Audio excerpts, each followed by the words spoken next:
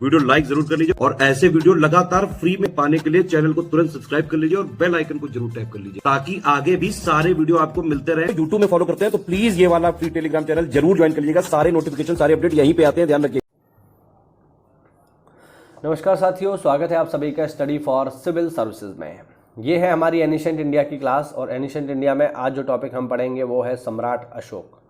Topic चल रहा है हमारा मौर्यन एम्पायर और मौर्यन एम्पायर में हमने सबसे पहले पढ़ा चंद्रगुप्त मौर्य को, फिर पढ़ा बिंदुसार को और आज हम पढ़ेंगे सम्राट अशोक। सम्राट अशोक प्राचीन भारत के बहुत ही प्रसिद्ध सम्राट हैं, इसमें कोई डाउट नहीं है, ठीक है ना। और सबसे पहले आप जानिए ये कब से कब तक गद्दी पे रहे, तो 273 से लेकर 236 या 232 ईसा पूर्व तक गद्दी पर रहे हैं सम्राट अशोक। अशोक के बारे में जो सबसे पहली चीज़ है वो है उसकी उपाधि। अशोक के बहुत सारी उपाधियां थी जो अशोक ने धारण की, बहुत सारे इनके नाम थे जो एग्जाम में पूछता है। तो सबसे पहले उन्हीं की हम लोग बात कर लेते हैं कि इसकी उपाधियां कौन कौन सी हैं। देखो, सबसे पहली उपाधि है अशोक वर्धन। ये कहाँ मिलती है? विष्णु पुराण में। विष्णु पुराण में अशोक को क्या कहा गया है? अशोक वर्धन। फिर उपाधि है इसकी बुद्ध शाक्य। बुद्ध शाक्य कहाँ कहा गया है? मास्की अभिलेख में, ध्यान रखना, ठीक है। मास्की अभिलेख आगे हम देखेंगे अशोक के अभिलेखों में, तब ये समझ में आएगा आपको। मगध का राजा अशोक ने स्वयं को कहाँ कहा है? भाभरू लेख में कहा है, ध्यान रखना। महाराज कुमार किस में कहा है? पान गुलरिया अभिलेख में कहा है। प्रियदर्शी राजा या प्रियदर्शी राजा किस में कहा है? बराबर लेख में कहा है। और अशोक का नाम अशोक कितने अभिलेखों में आया है? ये देखिए, इन सभी में आया है। मास्की में आया है, गुर्जरा में आया है, नेतुर में आया है, उडेगोलन में आया है। सर्वप्रथम मास्की अभिलेख में अशोक का नाम पढ़ा गया था, ध्यान रखना। सबसे पहले मास्की लेख में देवानाम प्रियदर्शी अशोक और गुर्जरा लेख में देवानाम प्रियदर्शनो अशोक राजस, इन उपाधियों का उल्लेख इसमें मिलता है। देवानाम प्रियदर्शी ये उपाधि इसकी मिलती है रुम्मनदेही, ठीक है, निगलिवा, रूपधार तथा गिरनार लेखों में। प्रियदर्शी की उपाधि का मेंशन इसने किया है बैराट अभिलेख यानी भाभरू अभिलेख में तथा कांधार एवं दीपवंश में। कांधार अभिलेख में एवं दीपवंश नामक किताब में।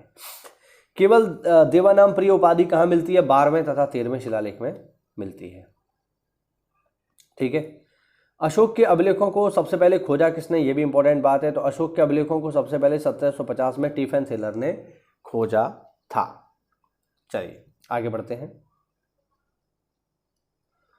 अशोक के अभिलेखों को सर्वप्रथम 1837 में कलकत्ता टकसाल के अधिकारी तथा एशियाटिक सोसाइटी के सचिव जेम्स प्रिंसेप ने पढ़ा था। इन्होंने दिल्ली टोपरा अभिलेख को सबसे पहले पढ़ा था। तो दो चीज़ें याद रखनी है, खोजा किसने? टिफेन थिलर, और सबसे पहले पढ़ा किसने? तो सबसे पहले पढ़ा है इसको जेम्स प्रिंसेप ने। जेम्स प्रिंसेप ने ही सबसे पहली बार ब्राह्मी लिपि का सफलतापूर्वक उद्वाचन किया। धौली एवं गिरनार लेख को पढ़ने का कार्य जेम्स प्रिंसेप ने ही किया था। 1840 में नॉरिस ने पहली बार शहबाजगढ़ी के लेख को पढ़ा। 1840 ईस्वी में किट्टो ने भाबरू अभिलेख को पंडित कमलाकांत की सहायता से पढ़ा था। भाबरू शिलालेख में अशोक ने त्रिरत्न में अपना विश्वास प्रकट किया है। ये महत्वपूर्ण बात है। त्रिरत्न यानी बौद्धों की जो त्रिरत्न है, ठीक है, उनकी बात हो रही है यहाँ पे। चापड़ ही वह एकमात्र अभिलेख लेखक हैं जिसका नाम अशोक के ब्रह्मगिरी, जाटिंग रामेश्वरम, सिद्धपुर द्वितीय अभिलेख में मिलता है।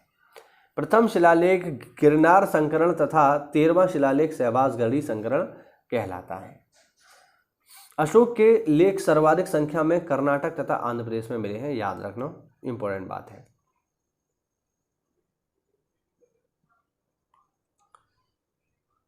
अशोक के शिलालेखों में प्राकृत भाषा के साथ साथ कुल 4 लिपियां, अच्छा उससे पहले एक पॉइंट और रह गया।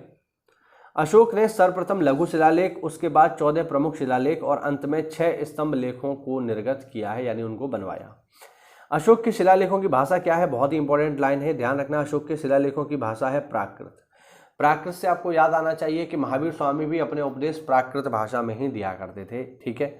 और कुल 4 लिपियों का इस्तेमाल उन्होंने किया है इन लेखों को लिखने में, ब्राह्मी, खरोष्टी, अरामेक और यूनानी, ठीक है। अशोक के स्तंभलेख तथा गुहालेखों में केवल ब्राह्मी लिपि तथा प्राकृत भाषा का इस्तेमाल हुआ है। शहबाजगढ़ी और मानसेहरा अभिलेख में खरोष्टी लिपि का प्रयोग हुआ है। लगमान तथा तक्षशिला अभिलेख में अरामेक लिपि का प्रयोग हुआ है। कांधार का शरेकुना अभिलेख में यूनानी तथा अरामेक लिपियों का एक साथ प्रयोग हुआ है। अशोक पहला भारतीय शासक था जिसने अभिलेखों के सहारे प्रत्यक्ष रूप से अपनी प्रजा को संबोधित किया। अभिलेखों को निर्गत करने की राजकीय परंपरा अशोक से ही जुड़ी है। ठीक है, महत्वपूर्ण बात है। चलिए, अशोक बौद्ध धर्म का महान समर्थक था। परंपरा के अनुसार जैसा कि महावामसा और दीपवामसा में उल्लेख किया गया है कि उसके भतीजे निग्रोध ने उसे बौद्ध धर्म में दीक्षित करवाया। उसके शासनकाल के दौरान पहली बार बौद्ध धर्म भारत से बाहर पहुंचा। ये बात बिल्कुल सही है। उसने अपने पुत्र महेंद्र और संघमित्रा को सीलोन श्रीलंका भेजा, जिससे वहां वो बौद्ध धर्म का प्रचार कर सके। पाटलिपुत्र में तीसरी बौद्ध संगीति का आयोजन अशोक के शासनकाल के 18वें वर्ष में हुआ है। अशोक का सोहगोरा नामक प्राचीनतम ज्ञात ताम्रपत्र मौर्य अभिलेख है, जिसमें अकाल से राहत के प्रयासों का उल्लेख किया है। ठीक है, अशोक की नीति के आर्थिक परिणामों के कारण ही मौर्य साम्राज्य का पतन अधिकांशतः उचित था। इस तथ्य में रोमिला थापर ने अपना समर्थन व्यक्त किया था। इसका मतलब क्या है ये समझो। तो रोमिला थापर का कहना यह है कि जो मौर्य साम्राज्य है उसके पतन का सबसे बड़ा कारण है अशोक की नीतियां।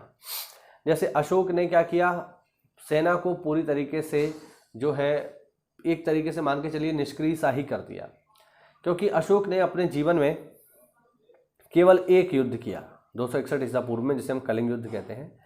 उस युद्ध में अशोक ने देखा कि बहुत मारकाट मच गई है ना, बहुत ज़्यादा ही मारकाट मच गई।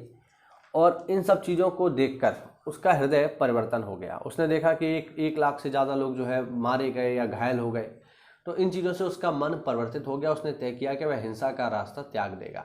लेकिन साथियों, एक राजा के लिए हिंसा का रास्ता त्याग देना एक उचित फैसला नहीं है, क्योंकि सत्ता की स्थापना ही साथियों तलवार के बल पर होती है, डर के बल पर होती है। तो अगर एक राजा ही सत्ता को प्राप्त करने के लिए या सत्ता को चलाने के लिए हथियारों का त्याग कर देगा, हिंसा का त्याग कर देगा, तो वो राज्य लंबे समय तक नहीं चल पाएगा। उसी का परिणाम ये रहा कि अशोक की जो नीतियां थीं उन्होंने मौर्य साम्राज्य का पतन कर दिया। वहीं आप देखें कि अशोक के जो दादाजी हैं जिन्होंने इस पूरे साम्राज्य को बनाया है, वो केवल हिंसा और हथियारों के बल पर ही तो बनाया, चंद्रगुप्त मौर्य ने।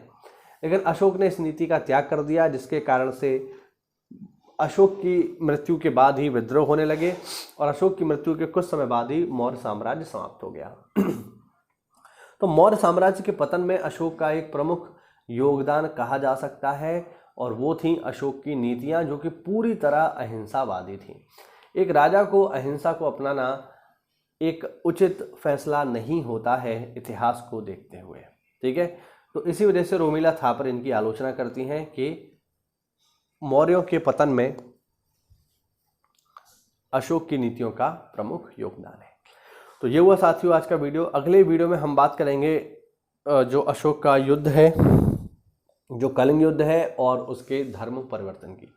उम्मीद करता हूँ इस वीडियो में आपको नई जानकारी मिली होगी। तो ऐसा है तो वीडियो को लाइक करिए, चैनल को सब्सक्राइब करिए। मिलते हैं अगली क्लास में, तब तक के लिए जय हिंद, जय भारत, वंदे मातरम।